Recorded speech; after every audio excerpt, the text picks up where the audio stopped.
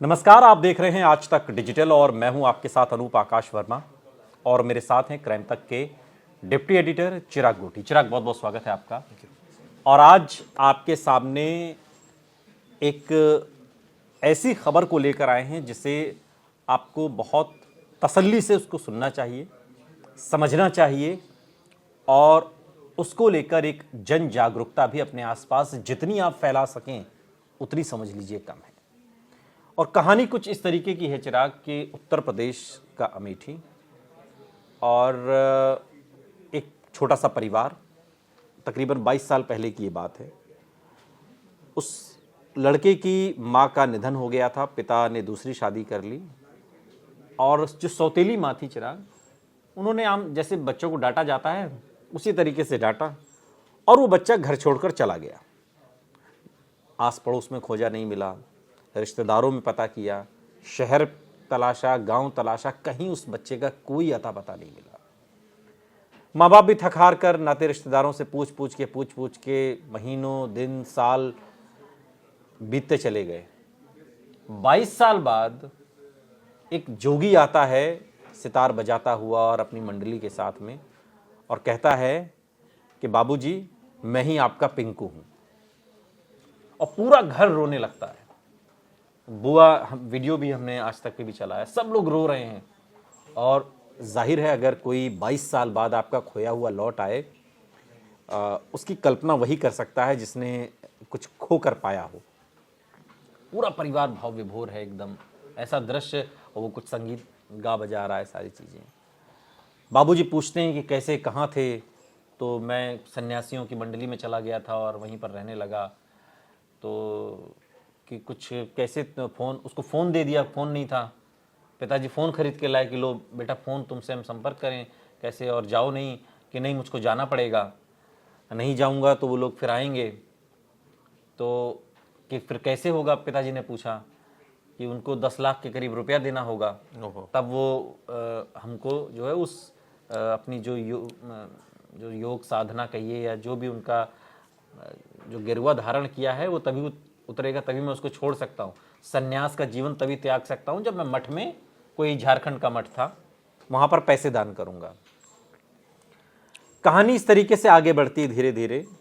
पिता को कुछ शक होता है और जब वो पुलिस के पास पहुंचते हैं उसके बाद तस्वीर कुछ और है कि ये जो पिंकू बनकर आया था चिराग, ये गोंडा का नफीस है जो इस तरह के घरों को टारगेट करता है जिनके बच्चे 15, 20, 25 साल पहले लापता हो गए हैं और वो लौट कर नहीं आते। ये इस कहानी का लब्बो-लुआब है और इसने कई जगह इस तरीके की, मिर्जापुर में भी एक ऐसा ही केस हुआ, किया था इस लड़के ने। मेरा सवाल आपसे ये है कि ये, और जो लोग हमें सुन रहे हैं वो भी ये जानना चाहते हैं, ये पहचान कैसे कर लेता है? कैसे इसको पता रहता है कि यहाँ तो 1, 1.5, 2 साल, 3 साल का आदमी बहुत होगा पता लगे, 5 साल का पता रहेगा, वो भी जो करीबी लोग हैं उन्हें। ये गोंडा का बैठा हुआ और अमेठी और मिर्जापुर के लोगों का पता कर ले रहा है कि 20-25 साल पहले कौन गायब हुआ था। ये क्या टेक्निक है?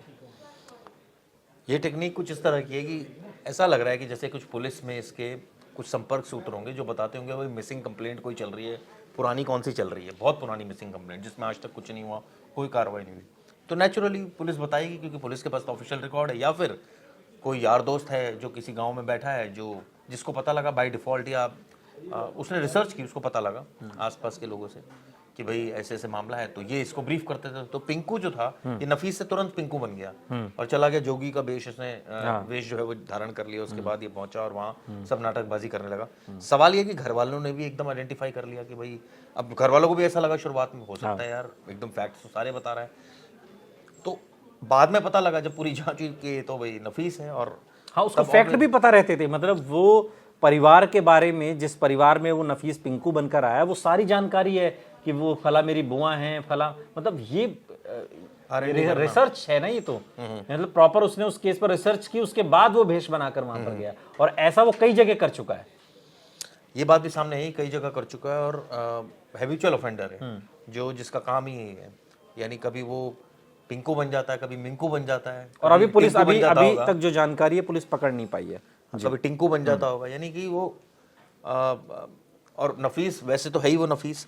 तो जो मामला था ये गोंडा के देहात कोतवाली क्षेत्र का था, जहाँ पर टिकरिया गांव है, वहां जहाँ पर का ये रहने वाला है। अब ये सोचिए वहां का रहने वाला, इसको सारी जानकारी मिल रही है और ये पहुंच गया। और अब इसमें दिलचस्प है कि जो नफीस है, जो पिंकू बनकर आया या और जगह जो गया, अब इसकी माँ सामने आई हैं असली वाली, और वो ये कह रही है कि नफीस की उन्होंने पहचान की, उनका नाम है जलीबुन, और वो कहती हैं कि नफीस शादीशुदा है, मांग कर खाता है, उनके 3 बेटे हैं जिनमें से एक ये भी है, और कुछ महीने पहले गांव आया था, और गांव में सभी लोग जो इनके जो लोग हैं, इनके बेटे हैं, वो सभी जोगी की तरह काम करते हैं, मांग कर खाते हैं।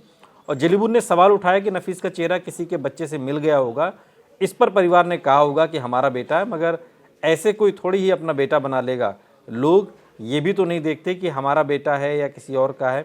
मुझे नहीं मालूम, हमें नहीं मालूम कि उसने क्या बताया, लेकिन अगर उसने ऐसा बताया है तो गलत किया है।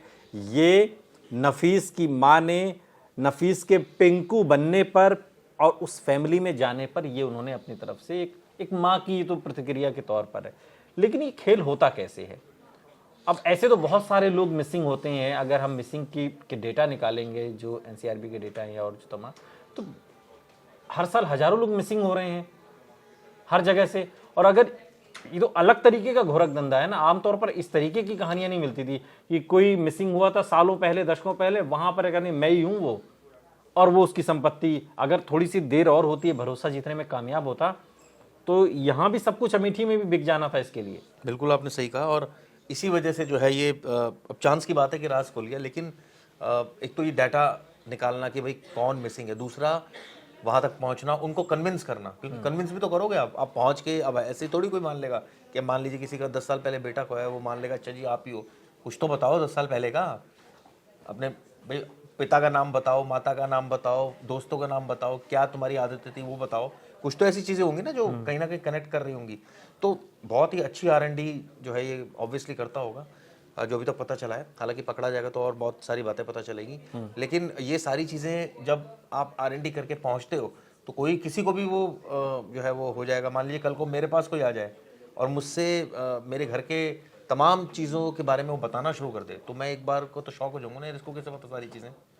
या आपके बारे में कोई बताने लग जाए कि आप यहाँ रहते हैं, आपकी मदर ये जॉब में थी, प्राइवेट जॉब में थी, या फादर ये बिजनेस करते हैं, तो आपको भी लगेगा ना यार इसको कुछ अंदर की जानकारी है। तो यही इसी तरह वो ट्रस्ट जीतता था। अब वो जानकारी जुटाने के तमाम माध्यम होते हैं जो मिल जाती है। अब उसकी माँ को तो कहना है बाई डिफ़ॉल्ट भाई ये शक्ल मिलती होगी तो उन्होंने ऐसा कह दिया, तो फिर फरार क्यों है? अगर ऐसी बात होती तो आता सामने और बताता पुलिस को कि भाई ये बात है, मेरी शक्ल मिलती है, तो हो सकता है इन्होंने ये बात कही। लेकिन परिवार ने तो उल्टा बयान दिया है कि भाई ये तो खुद ही क्लेम कर रहा था कि मैं आपका बेटा हूँ। लेकिन एक देखिए एक उम्र होती है कि जब आप पहचान कर सकें चिराग। जैसे कि हमारे अपने घर में एक केस हुआ, मेरे स्वर्गीय ताऊ जी और ताई जी का भी निधन हो चुका है। अच्छा। उनके जो बड़े बेटे थे वो भी तकरीबन 12-13 साल की उम्र में उनको डांटा उनकी मदर ने, ताई जी ने। उसके बाद वो भाग गए घर ठीक से। है। और सालों तक नहीं पता लगा, लुधियाना में फिर कहीं अपना कहीं काम वाम करने लगे बचपन के दिनों। बताइए। और वो जब लौटे तो तकरीबन 30 साल की उम्र के आसपास, 28-30 साल की उम्र में वो लौटे, आज से 6-7 साल 8 साल पहले। अच्छा। और जब वो लौट कर आए, जब पता चला कि वो आ गए, तो ये जानना कि कहाँ थे कैसे थे देख कर ही सब भाव विभोर हो गए, और उस तरीके से सबने उनको एक्सेप्ट किया। और वो सही हैं, वो सत्य हैं, वो वही हैं, ये आइडेंटिफाई भी हमने कर लिया। तो इस तरह के केस होते हैं। लेकिन इस तरह के केसेस में कोई जालसाजी और ठगी करने पर आमादा हो जाए तो निश्चित तौर पर दिक्कत हो जाती है। लेकिन इसी में अब चूंकि नफीस अभी पकड़ा नहीं गया है, जब वो पकड़ा जाएगा तब उससे कुछ और खुलासे होंगे। लेकिन जो मिर्ज़ापुर में केस हुआ था इसी का, तो बताया जाता है कि नफीस का ही एक भाई साल 2021 में मिर्ज़ापुर के एक घर पहुंचा था, और यहाँ पर एक लड़का कई साल पहले लापता हो गया था। नफीस के भाई ने इस दौरान खुद को वो गायब हुआ बेटा बताया। मतलब ये तीनों भाई इसी काम धंधे में लगे हुए हैं, और बहुत ठगी भी उनसे की। और इन घटनाओं से आशंका लगाई जा रही कि पहले भी इस तरीके से ये लोग करते रहे हैं। अब चूंकि लोग क्या है, जब इनकी बातों में आ जाते हैं और जब ये बताते हैं कि मैं ही हूँ, तो वो क्षण एक अजीब सा हो जाता है। मतलब जिस बच्चे को आप दशकों तक तलाश कर नहीं मिला, अचानक वो आपके सामने आकर खड़ा हो जाए, तो आप थोड़ी देर के लिए तो आपकी स्थिति एकदम किंकर्तव्य विमूढ़ सी हो जाएगी, आपको समझ नहीं आएगा कि करना क्या है। तो यही इसमें इस केस में हुआ। लेकिन चूंकि अभी पकड़ा नहीं गया है नफीस, पकड़ा जाएगा तो निश्चित तौर पर उससे कई राज खुलेंगे, कई सारी चीजें पता चलेंगी, किस तरीके से इनका नेटवर्क है। नफीस सिर्फ इसमें सब कुछ वही कर रहा है या वो सिर्फ एक मोहरा भर है, ये भी पता चलेगा। या एक बड़ा रैकेट तो नहीं है कि जिसका जिक्र अभी आपने किया कि पुलिस से डेटा निकल जाते हैं, तो पुलिस के पास पहुंचने के लिए क्या नफीस ही काफी है या कुछ एक नेटवर्क है ये भी काम कर रहा है। लेकिन इतनी बातें हो रही हैं चिराग, तो मुझे एक फिल्म याद आ रही है और वो फिल्म इसी केस पर आधारित है और फिल्म है राजा जानी। हेमा मालिनी और धर्मेंद्र की फिल्म है और उसमें हेमा मालिनी एक राज परिवार से होती है और बचपन में जब वो छोटी होती 6-7-8 साल की, तो वो अपने घर वालों से बिछड़ जाती है और उसे कबीले वाले पालते हैं और वहाँ पर वो अपना सब नाचना गाना जो नुक्कड़ नाटक टाइप के होते हैं वो उस तरीके से करती है और पैसा कमाती है। पढ़ी लिखी भी नहीं है। लेकिन जो धर्मेंद्र और इनकी जो गैंग होती है उनकी नज़र उस पर पड़ती है। वो कहते हैं इसको हम राजकुमारी के तौर पर ट्रेंड करते हैं, इसको हम राजकुमारी बनाकर राजमाता के सामने पेश करेंगे और जो पूरा खजाना है राजकोष का वो सारा हम हथिया लेंगे। तो इसको ट्रेंड किया जाता है, इसको सारी चीज़ें, इसको लिखाया पढ़ाया, चलने का तरीका, खाने का तरीका, बैठने का तरीका, उठने जैसा जो सारी चीज़ें बताई जाती हैं, समझाई जाती हैं बिल्कुल वेल प्लान्ड वे में। और फिर एक रोज राजमाता के सामने पेश किया जाता है कि मिल गई लड़की आपकी, वो जो पोती आप खोज रही थी मिल गई, वो यही है। तो राजमाता ऐसे ही नहीं एक्सेप्ट कर लेती, फिर राजमाता उस दौर के उन सारे लोगों को बुलाती हैं जो उसके इंग्लिश टीचर थे, जो उसके हिंदी टीचर थे, जो संस्कृत टीचर थे, जो और तमाम उस दौर के जो दरबारी थे, और लाइन वाइज सब एक तरीके से परीक्षण करते हैं। सब में पास हो जाती है, तब भी लेकिन कहीं शंका रह जाती है। एक जगह जाके कुछ लगता है कि डाउट हो गया है, तो अचानक से जब इस तरीके की चीज़ें होती हैं तो उसको खांसी आने लगती है, बहुत ज़्यादा नर्वस फील करने लगती है। और तब उससे राजमाता पूछती हैं कि तुमको क्या हो रहा है ये ऐसे। तो कह रही बचपन से जब भी मैं थोड़ा सा बहुत ज़्यादा इमोशनल या इस तरीके से हो जाती हूँ तो ऐसा हो जाता है। यही सेम समस्या जो है उनकी पोती को ज़माने में होती थी, जब वो गुम हुई थी, तो वो उनको याद था और वो इससे कनेक्ट करती हैं। इसका लब्बो लुआब ये है कि वैसे तो ये बहुत दुख की बात होती है किसी की कोई संतान गायब हो जाए, लेकिन जब वो सालों बाद लौट आए तो तुरंत से एक्सेप्ट करने से पहले एक बार ज़रा तस्दीक तो करिए कि जिससे आप मिल रहे हैं वो आपका अपना ही है या अपने के भेष में कोई ठग है जो आपको लूटने आया है। बहुत बहुत शुक्रिया चिराग, तमाम जानकारी के लिए आपका। यहाँ रुक रहे हैं लेकिन आप कहीं जाइएगा नहीं, बने रहिए हमारे साथ, देखते रहिए आज तक डिजिटल।